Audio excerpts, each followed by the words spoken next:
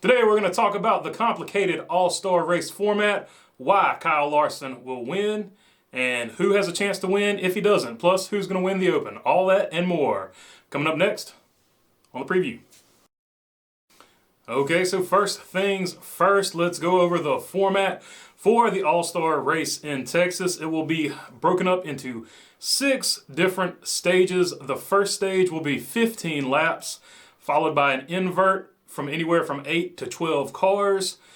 The second stage, or the second round, will be also 15 laps, and this stage will include a full field invert after this stage. On to the third stage, there will be an invert of 8 to 12 via a random draw after the end of this stage. Then we will go to round 4. Round 4 will be also 15 laps, no invert at the end of this one, which will set up the 5th stage, which will be 30 laps.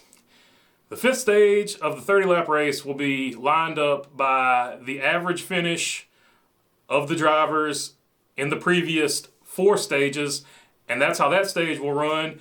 And then the 6th and final stage will be a 10-lap shootout determined by finishing position from round 5.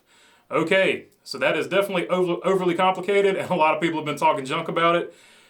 I don't know. Let's see how it plays out. I'm not a big fan of it, just on paper, but we'll see how it races. Because the All-Star Race is set up in this particular manner, it favors, in my opinion, dirt track drivers. Because dirt track drivers are used to running A mains, B mains, all kinds of little qualifying races to get into a race.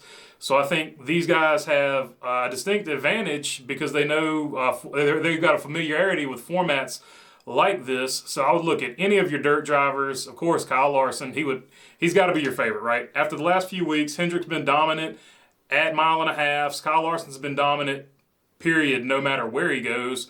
So you got to say Kyle Larson has got to be the favorite for this race, even though on paper, this is actually not one of Kyle Larson's best track. His average finish, I think, is 23rd here in the last 4 starts that he's had at this track. And he's had 2 DNFs here. Average qualifying position is 16th, and of course all this was in Ganassi equipment, and we know that none of this really matters this year because Kyle Larson has been on a completely another level.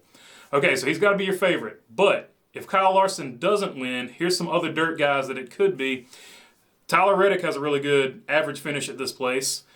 Christopher Bell also with a pretty good average finish at this place, and you don't really think of this guy as anything other than Richard Childress' grandson, but Austin Dillon did run a lot of dirt, and he's got about, in the last 6 races, he's got the 9th best finishing position.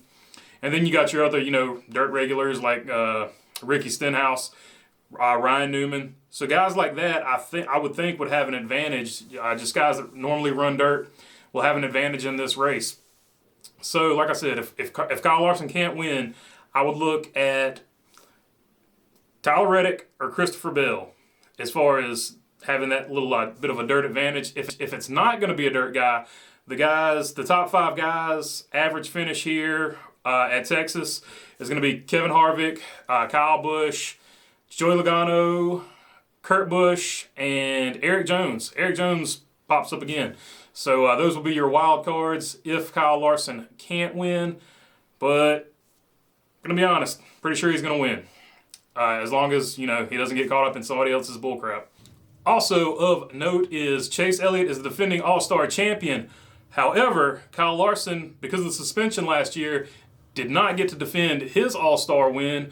So this will be Kyle Larson's first chance to defend his All-Star win, as well as Chase Elliott's first chance to defend his All-Star win. So like if you're used to watching fighting or boxing or UFC or anything like that, this is sort of like that unification title bout. So we can find out who the real champ is. Of course, this is racing, so 20-some other guys are also going to have something to say about that. But I thought that was a pretty cool, just little tidbit to throw in. Okay, now on to the All-Star Open. A lot less confusion here, a lot less drama here, just pretty straightforward.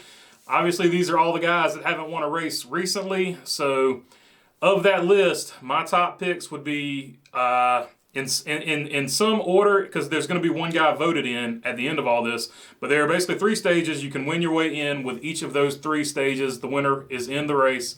And then there is a fan vote of the remaining eligible drivers. I think, without a doubt, Eric Jones gets in, Tyler Reddick's going to get in, and probably Eric Almirola. Eric Almirola is really good at this track. I know he's had a terrible season, but if he can hold it together for like 30 laps, he can probably get in here. And then some combination of Bubba Wallace or Daniel Suarez or somebody like that will probably win the fan vote if they don't win to get their way in anyway. So that'll probably be one of those 5 guys. I think those will be, your guys transferring for the 4 transfer spots. All right. Tell me down below who your pick is, what I missed with this particular deal. If I missed anything, let me know down in the comments. And if you can, subscribe. It helps us out a lot. And that's all I got for you today. Thanks for your time. Peace.